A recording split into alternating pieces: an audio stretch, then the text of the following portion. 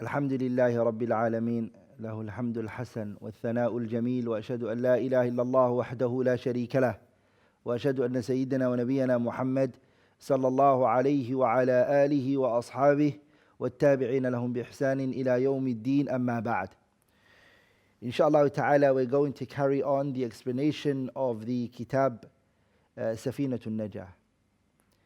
Last week we studied the nawaqid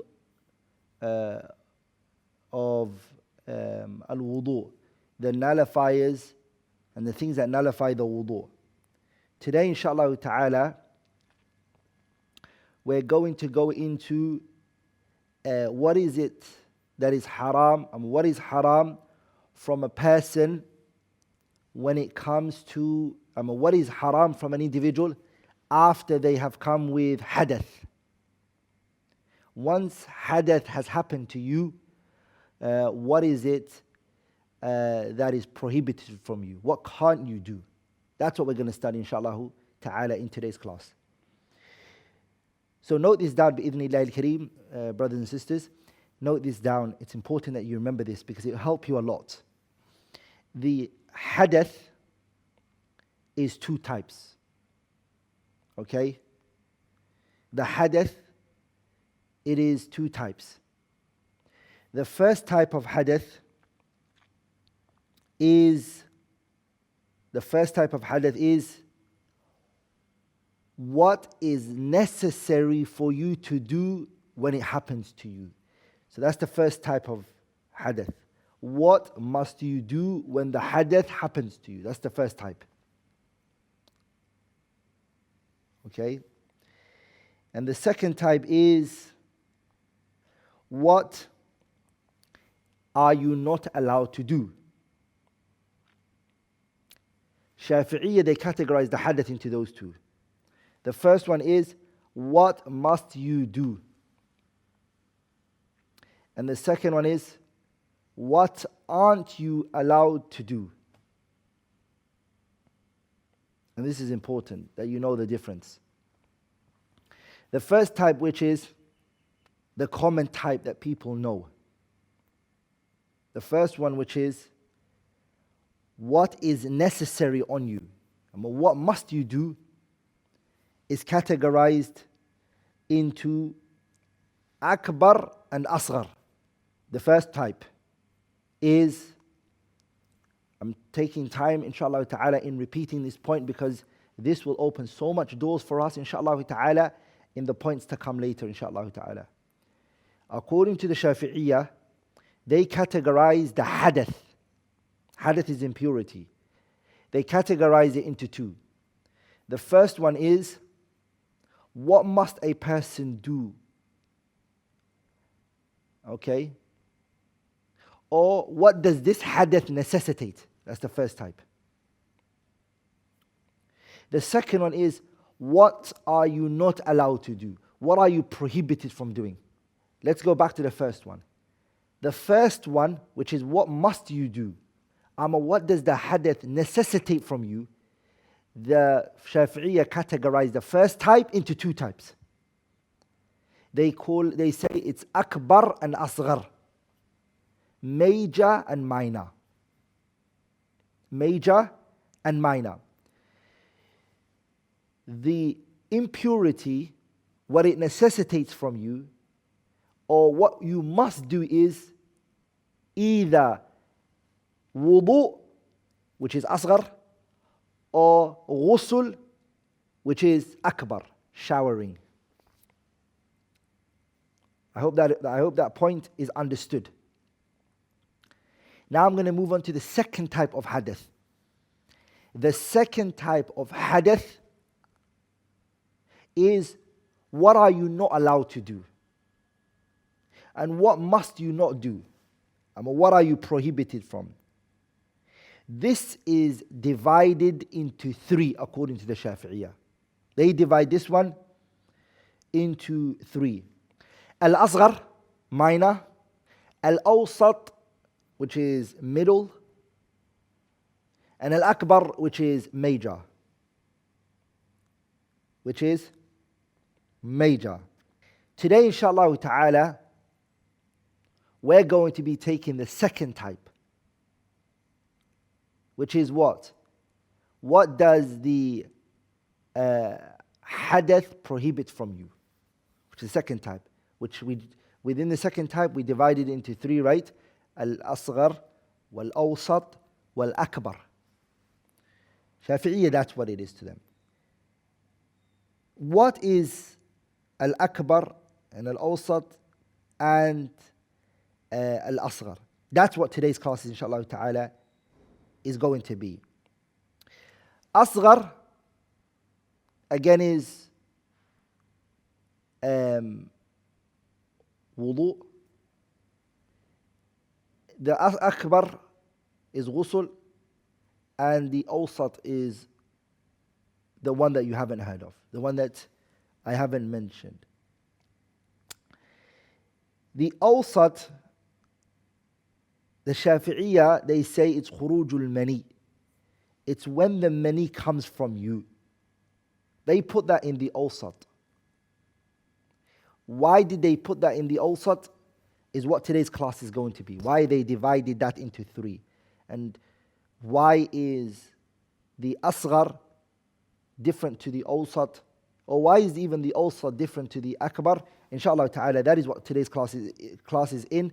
And I'm going to be, idhnillah, start with that. What is it that you can't do?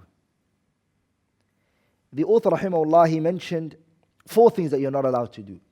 The 4 things are as-salatu. You're not allowed to do as-salah. According to the Shafi'iyya, if a person is in a state of hadath, major or minor, it doesn't matter, you're not allowed to pray. You are not allowed to pray. Salah is prohibited from you. This is in hadathul asghar, and of course it's in hadathul akbar. So you're not allowed to pray. It prohibits you from prayer. It prohibits you from establishing the salah. What about if I did it out of forgetfulness? Yani I forgot. I didn't remember. And I did it out of forgetfulness. It still doesn't matter. You have to repeat that prayer again. The salah was null and void. Yani this salah is not sahih. You have to repeat that salah. What about if I did it out of ignorance? I didn't know the ruling. Again, you still have to repeat the salah. Again, you still have to repeat the salah because you didn't pray anything. You're not a sinner and there's nothing upon you because you were ignorant. But now that you've gained the knowledge and the understanding, you have to repeat that prayer. What is the evidence that you're not allowed to pray the salah if you're in a state of impurity? The evidence the Shafi'iyya are using is the hadith narrated by Bukhari and Muslim in hadith Abi Hurairah, where the Prophet ﷺ, he said, لا يقبل الله صلاة أحدكم إذا أحدث حتى يتوضأ. Allah subhanahu wa ta'ala, He doesn't accept the prayer of a person who has fallen into hadath. Man ahdatha, anyone who has hadath. Hadath means impurity. حتى يتوضأ, until he does wudu. Yani Allah won't accept your prayer until you do wudu. That's important that you understand it. The second, by the way, the salah here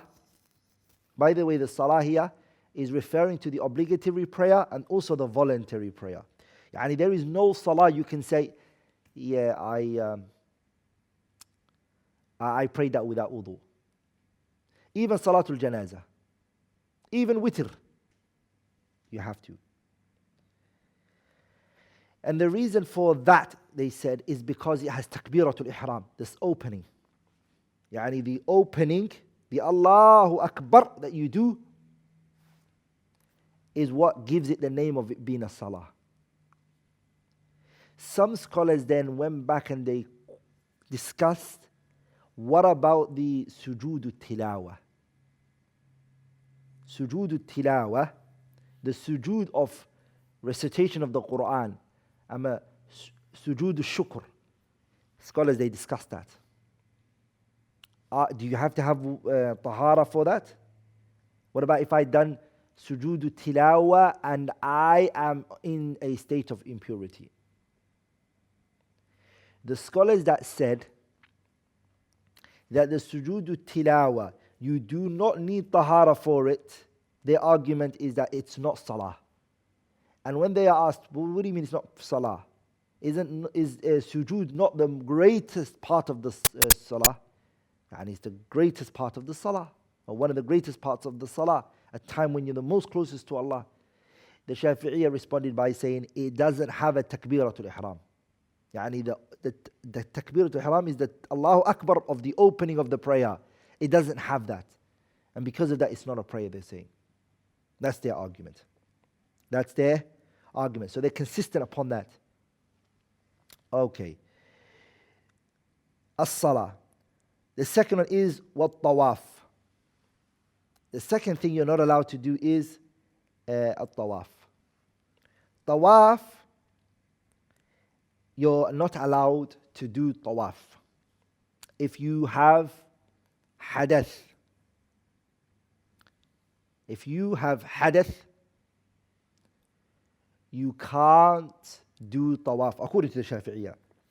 And their argument for that is the hadith in which the Prophet ﷺ, he said, "At-tawafu bil-bayti salah." The circumambulation, the tawaf around the Kaaba is a prayer. إِلَّا أَنَّ اللَّهَ أَبَاحَ فِيهِ الْكَلَامِ. The only difference is that Allah permitted and He allowed in the tawaf speech. You're allowed to talk. You can converse and talk to one another. Whereas the salah you can't. That's the difference, the Prophet said. Other than that, it's the same. Yani intention is needed for the tawaf as it's needed for the salah. Tahara is needed for the salah, it's also needed for the tawaf. That's what they said. That is what the Shafi'iyya said. And that's their evidence. What tawaf? Here the question here is, the tawaf, there are those which are obligatory and they are a pillar of Hajj and Umrah, or it can be a sunnah and a nafila, a voluntary. Are they all the same? The tawaf around the Kaaba. Are all of them, do they require tahara? Should you have tahara for it?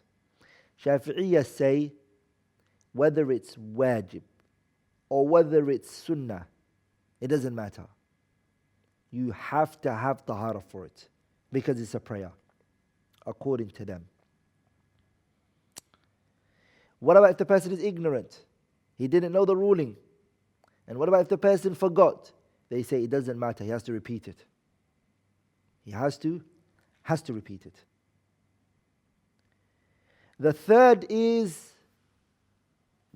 thing that you're not allowed to do is Massul Mushaf. Massul Mushafi, touching the Mushaf.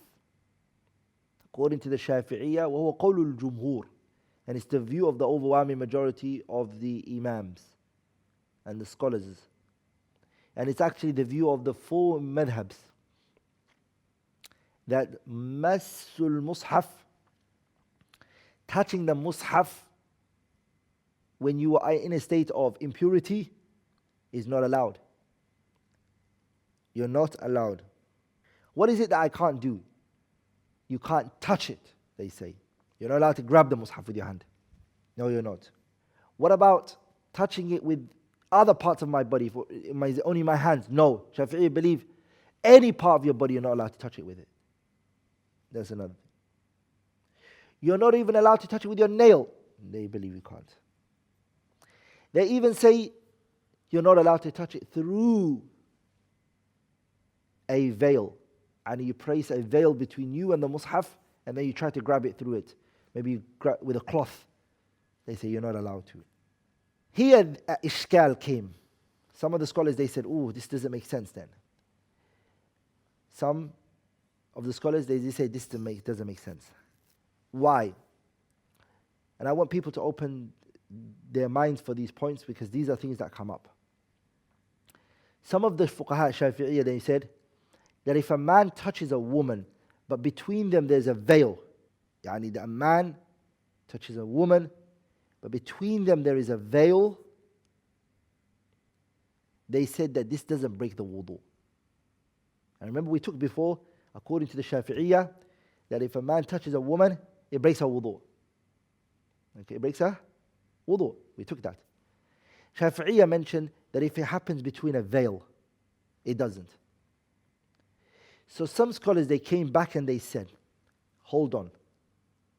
According to your opinion, you believe that the veil has something. You believe the veil has some weight. You're saying, you're arguing that if you touch a woman with a veil, the ruling changes because of that veil. Why can't the ruling change here as well? Okay? Why can't the ruling change here? Why, if I touch it with a veil, why would it not change the ruling? The Shafi'iyya said the illah for that, the reason why that wasn't allowed and the reason why this is not allowed is different. Why? They said the veil between the man and the woman shows and indicates, the reason why they're saying is that the desire is taken out of the picture. The reason why a man can't touch a woman is because of shahwa, they said, desires, which will lead to zina. Whereas the mushaf, the reason why you're not allowed to touch it is because it's been honored and venerated, regardless of how you touch it. The Quran is an honored book, and you are not in that state. However way you try to grab it, they're saying that the honoring of the Quran is still not being met. Whereas if a man touches a woman behind a veil, they said, the shahwa has been taken out. Ala kulli hal, the argument doesn't seem very strong. It doesn't seem strong on their side. It doesn't seem. And as you know, my view of this issue is different to what I'm quoting here. Okay, my view that I am inclined to, the statements of the scholars that I'm inclined to, is that a woman can touch the mushaf even if she's on a state of impurity, major or minor, it doesn't matter. But that's another discussion for another day, inshallah ta'ala. But in this situation, قول الجمهور, the overwhelming majority of scholars, and the Shafi'iyya is that you can't. And some scholars have even tried to transmit a ijma', yani consensus, that a woman who's on her major impurity is not allowed to touch the mushaf. Some scholars, they transmitted ijma'. Okay, وَمَسُّ الْمُصْحَفِ. Okay, she's not allowed to touch the mushaf. وَحَمْلُهُ, and carrying the mushaf. Carrying the mushaf, she's not allowed. Why would the author mention hamlul mushaf when he said you can't touch the mushaf? So the scholars here, they said that this is just a bigger thing than what you mentioned before. Yani if you've said that you can't touch it, then carrying it for min babi awla, without a doubt, it should be prohibited. And the evidence that they're using here that the person can't touch the mushaf or carry the mushaf is the statement of Allah, لا يمسه إلا المطهرون.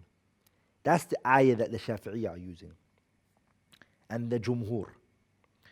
And also the hadith of Abdullah ibn Abi Bakr ibn Hazm, where the Prophet ﷺ, he said, ألا يمس القرآن إلا طاهر. No one should touch the Quran except a person who is طاهر. Yani the only person who is allowed to touch the Quran, the Prophet ﷺ is saying, is a person who is طاهر. The ayah where it says لا يمس إلا المطهرون, that no one touches the mushaf except those who are pure. This is the ayah that the Shafi'iyya are using. That the only person who can touch the mushaf is a person who's in a state of tahara. That's the only person who's allowed to. Because Allah said, لا يمسه, no one touches it, إلا المطهرون. So the scholars, they responded back to that, some scholars, and they said that the ayah لا يمسه إلا المطهرون is not talking about the Quran. It's talking about what? It's talking about Lawhul Mahfuz. It's talking about the Lawhul Mahfuz. It's not actually talking about the Quran. That's the argument of some scholars. But what I really liked and amazed me was the response Shaykh al-Islam Ibn Taymiyyah gave. Ibn Taymiyyah said, the Lawhul Mahfuz,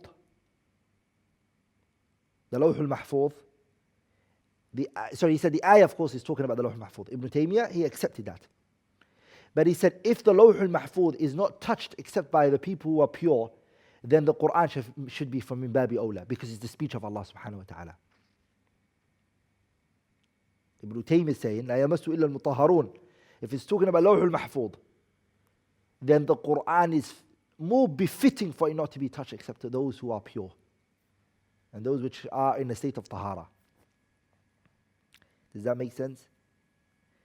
And this, brothers and sisters, looking at books of fiqh and looking at how the scholars discuss these issues, it really teaches you how to benefit from the Quran and the Sunnah, how it's utilized, and how the discussions amongst the scholars, the way it goes, it really strengthens and it actually builds your thinking process. Yani reading the books of fiqh and their discussions and the dialogues that's taking place between them and how they are responding to each other, it expands your mindset. It expands your thinking process. It really sharpens you in how to know what is for you and what is against you.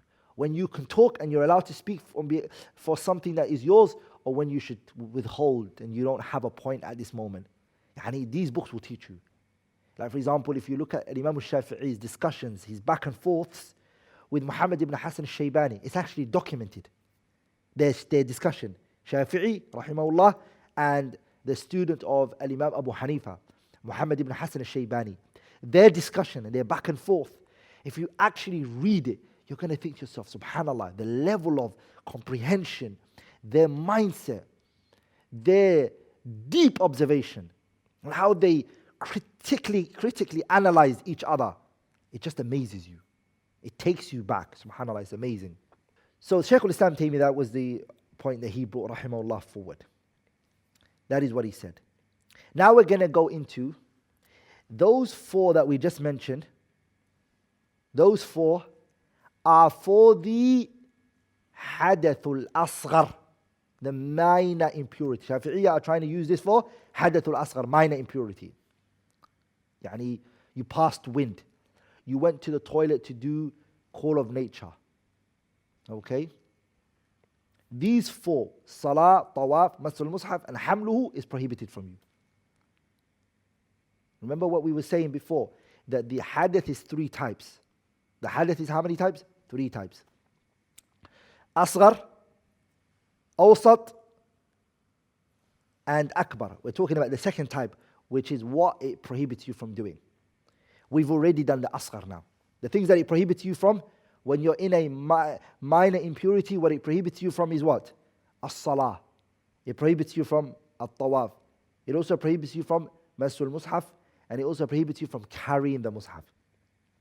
Now we're going to go into the awsat, the middle. The middle is this one. It is janaba. The first thing that the middle one prohibits you from is as-salah. Without a doubt, it prohibits you from salah. Meaning, if hadathul asghar prohibited you from salah, then hadathul awsat and akbar, salah is prohibited from you. Yani bring all the four that we mentioned again. The four that we mentioned for the asghar has to be in the awsat, and it also has to be in the akbar. I hope this is understood by everyone, inshallah ta'ala. So salah, we've taken. Tawaf, we've taken. Masul mushaf, we've taken. And the carrying of the mushaf. All three of them, if they are in the asghar, they have to be in the awsat, and they also have to be in the akbar. This is the additional thing that the awsat has over the asghar, which you're not allowed to do. Which is what? Which is al-lubthu fil masjid. It is to remain in the masjid. The word al-lubthu, it means to remain in the masjid. You're not allowed to sit in the masjid. If you're in the hadath al-awsat, which is janaba, Janaba. You either had sexual intercourse, or number two, you had sexual intercourse, or you had fluid come from you, or you had many semen come from you, even if it wasn't through sexual penetration, just a thought or a wet dream. This is janaba. You're not allowed to stay in the masjid. The evidence that they use for this is قوله تعالى يا أيها الذين آمنوا لا تقربوا الصلاة وأنتم سكارى حتى تعلموا ما تقولون ولا جنبا إلا عابري سبيل. ولا جنبا. If you're in a state of janaba, you're not allowed to come close to the masjid, and you're not allowed to go inside the masjid إلا عابري سبيل, unless you're crossing it through. إلا عابري سبيل means you're crossing through the masjid. You're not allowed to sit and remain in the masjid. Okay, that's the evidence. So you're only allowed عبور السبيل, عبور المسجد, to cross through the masjid. You're not allowed to remain. Question here is this specific to the masjid, or is this for any place that people worship Allah subhanahu wa ta'ala? And is it only specific to the masjid? What about if there's a musalla? What about if there's a musalla? The scholars who took this opinion, they said it's not talking about a musalla. And this may apply to our situation right now, which is that a lot of us are being deprived from praying in the masajids, and we're praying at home due to the coronavirus. We're praying at home. Some of us have taken a place within the household where we've designated it as a place of prayer, which is something I recommend you all to do. Now that you're in the isolation, you're praying at home with family, if you've got many rooms, there should be one room that you specify. That room is that's the room for the salah. And everybody comes and they pray there. And the reason why I say it's best to make a particular room is because of the sunnah of the Prophet ﷺ, where the companion came to the Prophet and he said, Ya Rasulullah, come to my place and pray in a particular place for me. He was a blind man who couldn't come to the masjid. And so the Prophet ﷺ specifically made for him a place he could pray. That's the first reason why I encourage every one of you to take a place in the household now whilst you're isolated, and to do, inshallah ta'ala, prayer in that place. The second reason why I encourage that is because it's refreshing if that room is not the room where the people were sitting. Because a lot of the times when the people are sitting in one place and you all get up and you pray in the same place, it doesn't bring about much khushu'. Whereas if they got up and they went to another room and they were told, this is the room we're all going to pray in, it brings back the idea and the thing that they used to do, which is go to the masjid. And go into the masjid. And this is a point that Shaykh Muhammad ibn Salih al-Uthaymeen pointed out. And what I really saw in this is that now a lot of people were consistent in going in the masjids. And they were consistent, praying in the masjids. Now that the coronavirus outbreak has taken place, they've been isolated at home, and this momentum of going to the masjid, it shouldn't die out.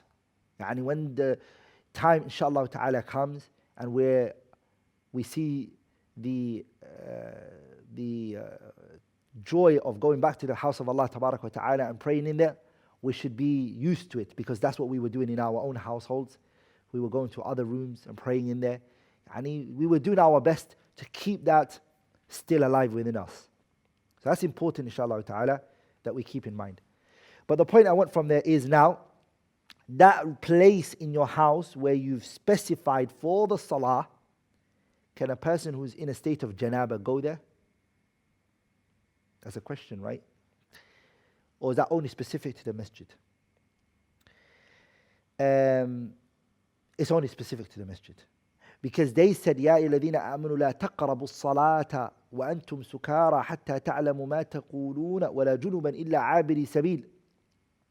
Some of the scholars, they said that the ayah is speaking about a context. And the context here is what? Those of you who are drunk, do not pray the salah whilst you are drunk. وَلَا جُنُوبًا, and do not come to the places where the salah is prayed. إِلَّا عَابِرِي سَبِيلٍ, unless you're crossing through it. Unless you're crossing through that place where it's prayed. They said that the ayah is talking about the salah that the Sahabas were known to pray with the Prophet ﷺ. Yani they used to pray in the salah, in the masjid, with the Prophet ﷺ. The second thing which you're not allowed to do, and the reason I'm saying the second thing you're not allowed to do is the second thing in addition to the asghar that you're not allowed to do is qira'atul Quran. You're not even allowed to recite the Quran, they're saying. Reciting the Quran is different from touching the mushaf. Yani you're not, if you're in a state of janaba, you're not even allowed to read it, they're saying. It can't be uttered by you. The question here is, what about if the person utters it in their mind? Yani they read it in their mind. Are they allowed? They're saying yes, it's allowed. How is it allowed? They're saying this is not called qira'ah. It's not called recitation. Here's a point that I want to stand over, which is, some people they pray salah. And those salah that they pray is dhuhr, asr. And salatul dhuhr and asr, they have in common that they are known as salah which are sirriya, yani you don't recite the Quran loud. So some people they thought that because these dhuhr and asr are two prayers where I don't read loud, they don't even move their lips. So they stay in the salah without moving their lips and they remain in that way. They just stand there. And when you ask them, well, I didn't see you read. They say, oh, it was dhuhr, I don't have to read loud. But I didn't see your lips move. Oh, I was reading it in my mind. This, by the way, is not called recitation. It's not called qira'ah. Because remember, whether you read it loud or not, both of them are called qira'ah, recitation. It's just that this qira'ah is low and this qira'ah is loud. Qira'ah sirriya and qira'ah which is jahriya. So what we take from this is that your lips have to move regardless. And that's the argument here right now. So you all understand. The argument here is what? The Shafi'iyya are saying that you're not allowed to read the Quran in a state of janaba means your lips cannot move. You're not allowed to move your lips. If you read it in your mind, that's not considered a qira'ah. It's not considered a qira'ah. Shafi'iyya, inshallah ta'ala, write this down. The author didn't mention it. But the Shafi'iyya mentioned 6 conditions that you're not allowed to recite the Quran.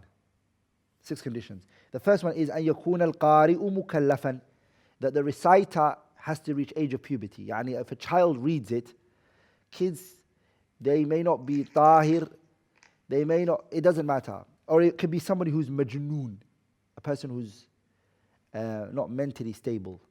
That person, he might be in a state of janaba, مع ذلك, it's mukallaf. Mukallaf means a person who is aqil and baligh. The second one is أن يكون ما أوتي به يسمى قرآنا. They're saying what he's reciting has to be Quran specifically. So what leaves this is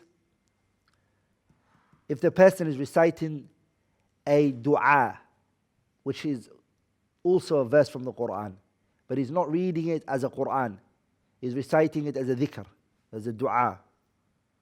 So he said, for example, رَبَّنَا لَا تُزِغْ قُلُوبَنَا بَعْدَ إِذْ هَدَيْتَنَا وَهَبْ لَنَا مِن لَدُنْكَ رَحْمَةً إِنَّكَ أَنْتَ الْوَهَّابُ. He says, for example. Now this is an ayah in the Quran, but it's also a dua. Okay? So they said it has to be Quran. The third one is أَن تَكُونَ الْقِرَاءَةُ نَفْلًا. The Quran that he's reciting has to be a voluntary recitation.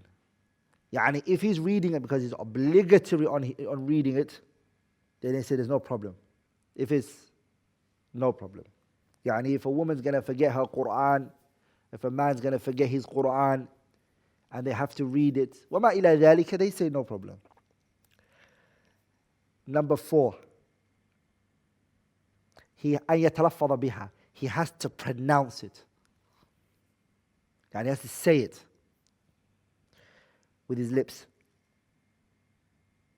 Number 5, أن يسمع نفسه. He has to hear himself. يعني he has to hear himself when he is reciting. So it's not just the moving of the lips, but it's also the recitation that's coming from his mouth. If he's hearing it, it's a recitation. It's not allowed, they're saying. And the 6th and final one is, the 6th one, inshallah ta'ala, is أن يكون ما أوتي به يسمى قرآنا. Also, what has been brought to his attention, and what has been given to him, has to be a Quran. Sorry, the sixth one is أن يكون ما أتى به يسمى قرآنا. That which he came with must be a Quran. يعني he intended it to be a Quran. Okay? He had intended it to be a Quran. Inshallah ta'ala, we're now going to go into the next one, which is that which is prohibited from the hadathul akbar. The third type of hadath. What is prohibited from them is the akbar, the major one. What are the people who are in the state of hadath akbar is not allowed.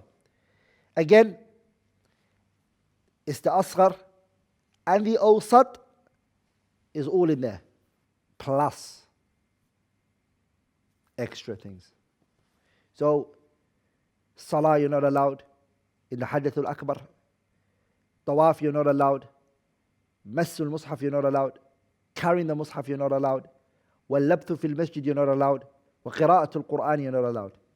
This is the additional that the hadath al-akbar has, which is was-sawmu, you're not allowed to fast.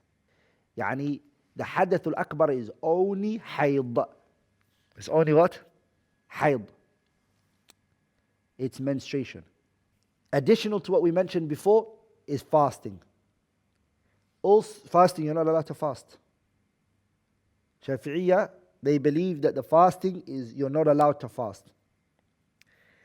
And their evidence for the fasting is the hadith in Sahih Muslim, in hadith Abi Sa'id al-Khudri, Bukhari and Muslim both narrated, that the Prophet ﷺ said, أَلَيْسَ إِذَا حَاضَتْ لَمْ تُصَلِّي وَلَمْ تَصُمْ فَذَلِكَ نُقْصَانُ دِينِهَا.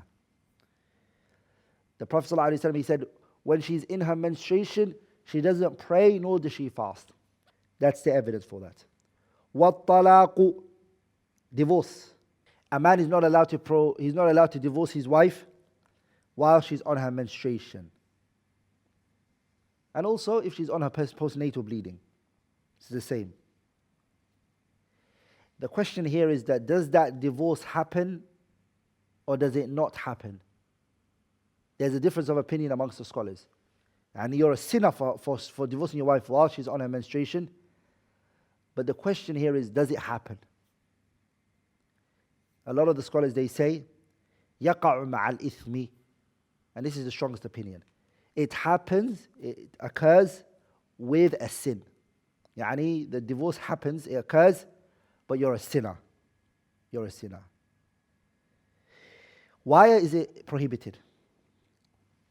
The reason why it's prohibited is because, first of all, what's the evidence that it's prohibited? The evidence is قوله تعالى, the statement of Allah, فَطَلِّقُوهُنَّ لِعِدَّتِهِنَّ. Divorce them in their iddah. Yani divorce them when they're upon a state of tahara. Divorce them when they are in a state of tahara. Ponder here and contemplate. Ponder with me here. Why is it prohibited for a man to divorce a woman when she's on her menstruation? What's the reason? They say the reason is because if he does that, he's going to lengthen her iddah on her. And if a man divorces a woman while she's on her menstruation, she cannot count her tahara until another one comes. So she's going to end up staying in her iddah longer. And the Sharia doesn't want that. You're putting the woman through harm. So it's not allowed. And the evidence for that is the ayah that I mentioned. Also, Abdullah ibn Umar, it was said he divorced his wife while she was on her menstruation. He divorced her while she was on her menstruation, Abdullah ibn Umar. And this was the time of the Prophet ﷺ. So Umar went and he asked the Prophet ﷺ regarding this. The Prophet ﷺ, he said, Murhu, command him, فَلْيُرَاجِعْهَا, command him to take her back. So he divorced her. Then Umar divorced his wife. The Prophet ﷺ, he said to him, take her back. When you take her back, let her remain with you حَتَّى تَطْهُرْ, until she purifies herself. And then she has her menstruation. Then you divorce her. Or if you want, you can keep her. It's your choice. But don't have sexual intercourse with her at that purification.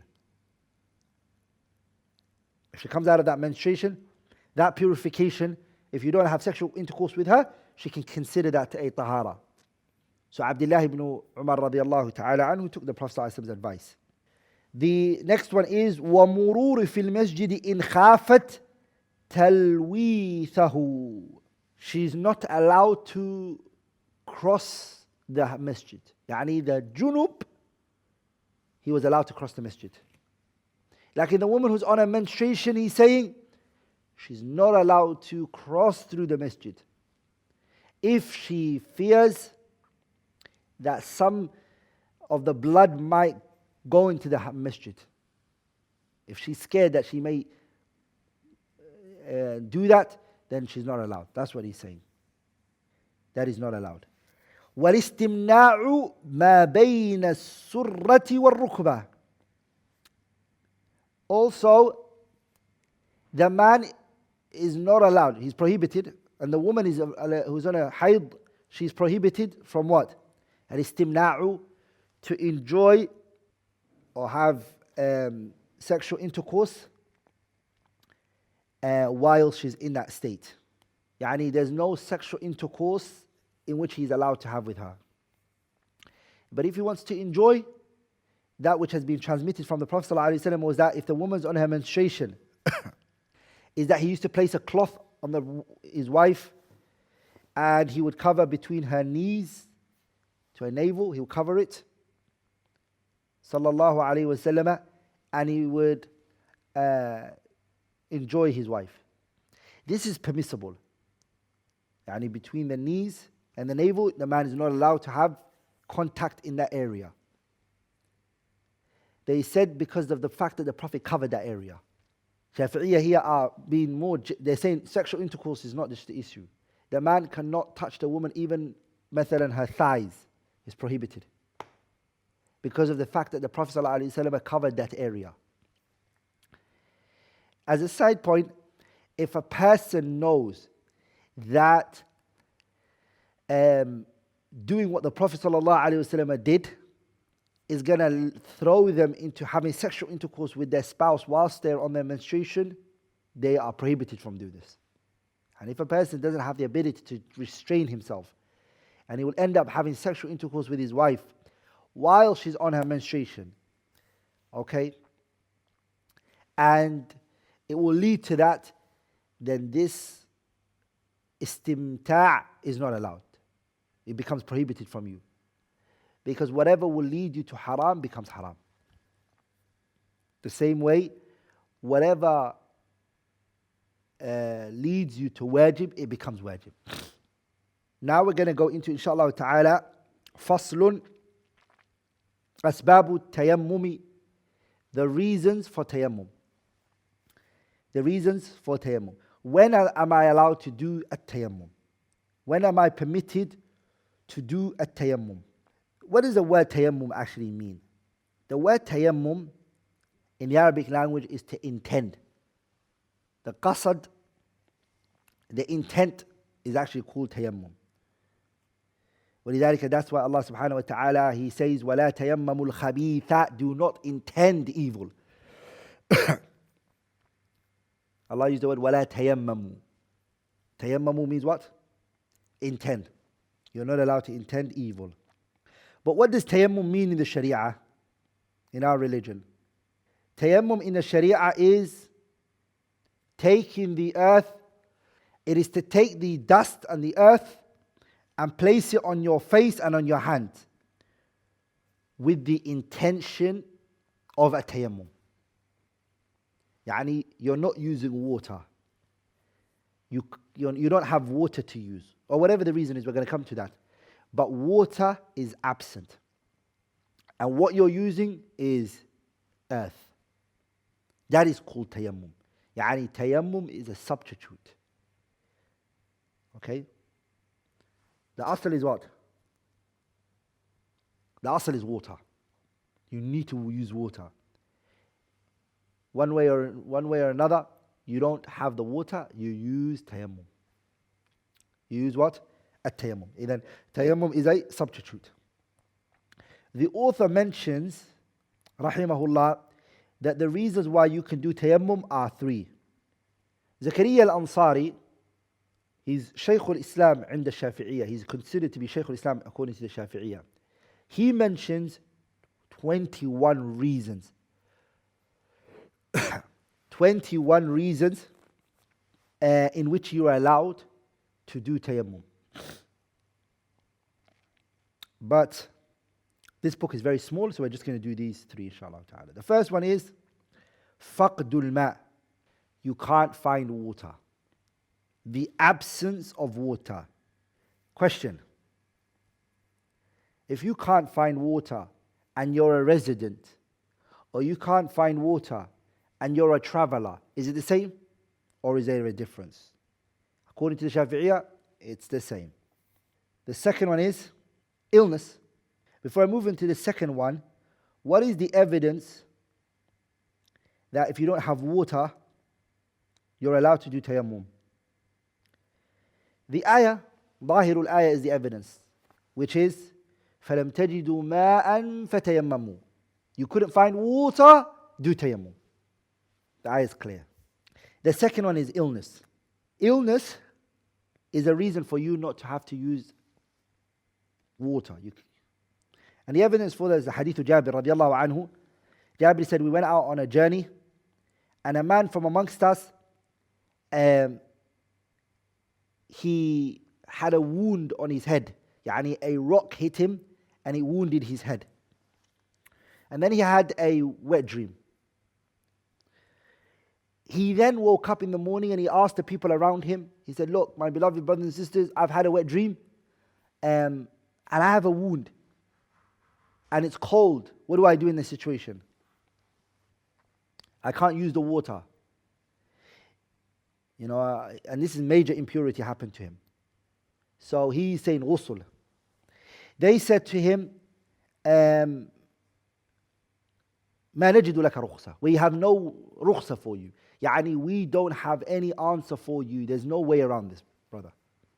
You have to do the ghusl. He went back, radiallahu ta'ala anhu, and he did ghusl. And then he died. He died from the ghusl. The Prophet ﷺ was informed of what these men said. The Prophet ﷺ, he said, قتلوه, they killed him. قتلهم الله, may Allah kill them. ألا سألوا, why did they not ask? إذ لم يعلموا, when they didn't know. فإنما شفاء العي السؤال. The cure of ignorance is to ask. So the Prophet ﷺ, he said, قتلوه, these people killed this man. قتلهم الله, may Allah kill them. Yani to see Nabi Muhammad say that shows you how serious it is not to give fatwa and answer matters in the religion when you have no knowledge. Yani don't give an answer in the religion, give a verdict, say this is halal or haram, or even this is allowed, or even say this is wrong. To say this is wrong, or to say this is right in a religious issue, very dangerous when you have no knowledge and your knowledge is very little. What you're doing is you're speaking on behalf of Allah subhanahu wa ta'ala. ولذلك Ibn al-Qayyim, he authored a book where he called it إعلام الموقعين عن رب العالمين. He called it the people, the scholars who signed on behalf of Allah subhanahu wa ta'ala. الموقعين. ما معنى موقع? Muwaqqi' is a person who does tawqi'. When you get given an application there's a section where they say to you, tawqi', sign. And these people are signing on behalf of Allah subhanahu wa ta'ala. You're speaking on behalf of Allah subhanahu wa ta'ala. وَلِذَلِكَ the great scholars and the great imams, they used to fear the concept of speaking about the religion with no knowledge. Because they knew what Allah says in the Quran, وَلَا تَقُولُوا لِمَا تَصِفُ أَلْسِنَتُكُمُ الْكَذِبَ هَذَا حَلَالٌ وَهَذَا حَرَامٌ لِتَفْتَرُوا عَلَى اللَّهِ الْكَذِبَ إِنَّ الَّذِينَ يَفْتَرُونَ عَلَى اللَّهِ الْكَذِبَ لَا يُفْلِحُونَ. Yani, don't speak about Allah's religion without no knowledge and say this is halal and this is haram. And we are at a time, subhanAllah, when that has become widespread. That has become widespread. And in that hadith, the benefit that we also take from it is that the Prophet referred to ignorance as a illness. He said the cure of ignorance is asking. Yani it's an illness, it's a marad. So the person who's ignorant is actually sick. An ignorant person is a sick person. He's actually ill. He's ill. He just doesn't realize how ill he is. The only person who sees this ill person is the alim, or the person of knowledge. So the second reason is al-marad. So this man, when he got wounded, he was allowed to do tayammum. He didn't have to do ghusl. These sahabas, they gave him a wrong verdict. One of the statements that one of my shuyukhs once said that really touched me was, he said that these sahabas, they gave a fatwa that led in the death of this other companion.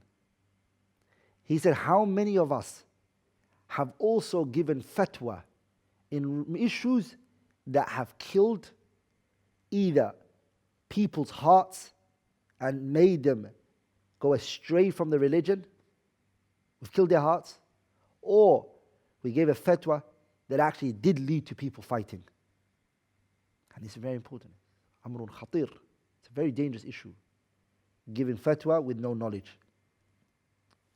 لذلك in the books of Usul al-Fiqh, you tend to find discussions of these issues. يعني, for example, and I'm not going to go into it too much, like if you look at the Kutub al-Fiqh, and even Kutub al-Usul, especially when the mabahith, the chapters of Mujtahid, and the Muqallid, and the Shurut al-Mujtahid, and etc., the scholars, they mention what is known as an alim gave a fatwa. And a scholar gave a fatwa, he gave a verdict. When he gave that verdict he gave, or that fatwa he gave, was executed by a group of people. And he gave a fatwa on something, and then that fatwa got taken, and someone lost their life because of that fatwa. Years went by, that alim came back from that view. He came back from that stance that he held. And he no longer believes that ruling anymore. After long research and studying and more looking into the issue, his view has changed. Is he responsible for the blood of that person? Is he responsible for it? Keeping in mind, he was a scholar. He was entitled to give that verdict. He was a bona fide scholar. He had the aliyah, the conditions of ijtihad. They were there for him. He gave the fatwa, it got taken and it got executed by a system, for example. He gave the fatwa to the judiciary system. For Islamic country, he gave the fatwa, and the fatwa was then used by a judge, and this person was killed because of it. Years went by, he held a different view in this issue, and he changed his opinion. Is he liable for that blood? The scholars, they discuss this issue, and they talk about it. And my point is specific. I'm saying that he is not the one who executed it. If he executes it, he killed someone, that's another discussion. Like we're talking about, his fatwa was used, and now he's come back from that fatwa. The third reason why or how you're allowed to use is والاحتياج إليه لعطش حيوان محترم. It is the need that a person has. And the third one is the ihtiyaj. There is a need for the water by the person. The person has the water is not absent. They've actually got the water, but